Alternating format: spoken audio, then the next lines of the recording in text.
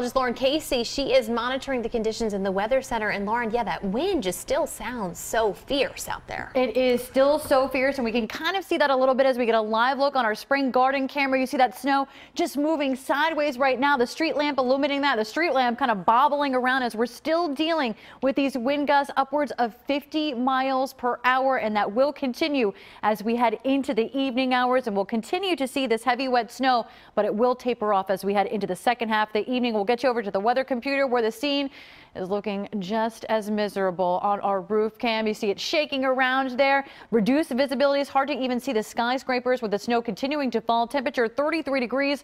Northwesterly winds at about 35 miles per hour. That's just a constant winds. That's not even the wind gusts, and these feels like temperatures feels like 18 degrees, even though meteorological spring began yesterday. Temperatures right now hovering around the freezing mark. 34 in Allentown. We're at 34 in Atlantic City, 33 degrees in Millville. But we do have these brutal wind chill temperatures because we have so much wind. Feeling like 19 in Wilmington, feeling like single digits in the Poconos, feeling like 19 degrees in Atlantic City. And it is just a great night to stay inside. Storm Scan 3 showing us some moisture still moving onshore from that nor'easter offshore right now. Moisture driving in across the Delaware Valley, and we're primarily seeing snowfall. Remember yesterday we were talking about that possibility that we could see a prolonged all snow event, and in that case we would see higher end snowfall totals, and that is what has been playing out through the day today. It is a very wet snow, had difficult time accumulating, but it is accumulating in certain areas, and we're seeing that. Still dealing with heavy snow in and around Center City, Philadelphia, down the I-95 corridor into Wilmington, down into Dover as well, where we're seeing these purple returns. So in and around the Chester area, Chester County seeing that heavy intensity snowfall with snowfall rates potentially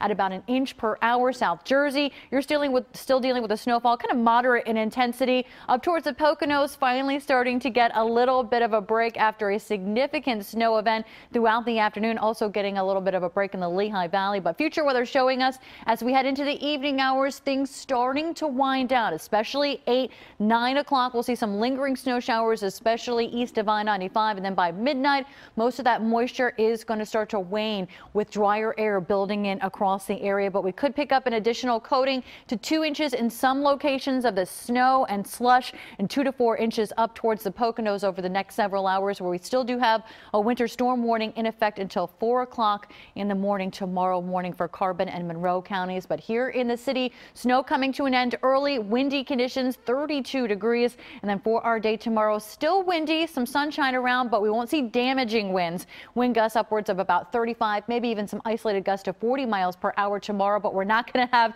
these guys. Winds gusting to 71 miles per hour in Cape May today. Hurricane force is 74 miles per hour. Dover 62 miles per hour, 61 in Atlantic City, gusting to 51 in Northeast Philly. And we still have wind gusts upwards of 55 miles per hour in Philadelphia, 52 miles per hour in Wilmington. That high wind warning remains in effect until 6 o'clock tomorrow morning. We'll check out some of these future wind gusts that aren't going to start to wane until we head into the late overnight period and then through the day tomorrow. So dealing with those wind gusts tomorrow in the 30 mile per hour range, that will be much more tolerable than what we're going to deal with over the next several hours and into the first part of the overnight period. So things quieting down as we head especially into the second half of the weekend.